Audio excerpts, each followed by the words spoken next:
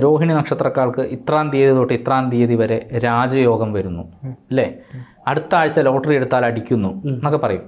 പക്ഷെ ഇത് അടിക്കാറുണ്ടോ എന്നുള്ള പ്രശ്നം, അടിക്കുന്നില്ല. അപ്പോൾ ഇതിൻ്റെ കാരണം എന്താ വെച്ചാൽ എല്ലാ രോഹിണി നക്ഷത്രക്കാർക്കും ഈ ഫലം പ്രാക്ടിക്കലല്ല. ഇതൊരു ഇൻ ജനറൽ നമ്മൾ കോമൺ ആയിട്ട് പറയുന്ന ചില കാര്യങ്ങളാണ്. പിന്നെ അതേപോലെ ദശാസന്ധിയുടെ ഫലം ഉണ്ടല്ലോ, അതായത് ഇപ്പം എന്താ പറയുക, ശനിദശയിൽ ഭയങ്കര പ്രശ്നമാണ്. ശുക്രദശ വന്ന അടിപൊളിയാണ്, നമ്മളെല്ലാവരും പറഞ്ഞു കേട്ടിട്ടുണ്ട്.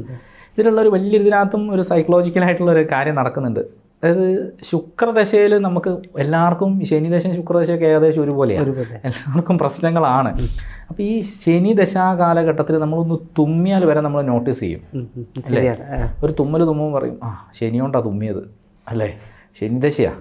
അപ്പോൾ അതിനൊരു കഥയുണ്ടല്ലോ, എന്താ ഓവിൻ്റെ ഉള്ളിൽ എലി കെട്ടു, എലീനെ അങ്ങോട്ട് കുത്തി ഇവിടുന്ന് വെള്ളം ഒഴിച്ചു, അപ്പോൾ എലിക്ക് വെട്ടു എന്നൊക്കെ പറഞ്ഞിട്ട് കുറേ കഥകളൊക്കെ ഉണ്ട് ശനിക്കുള്ള.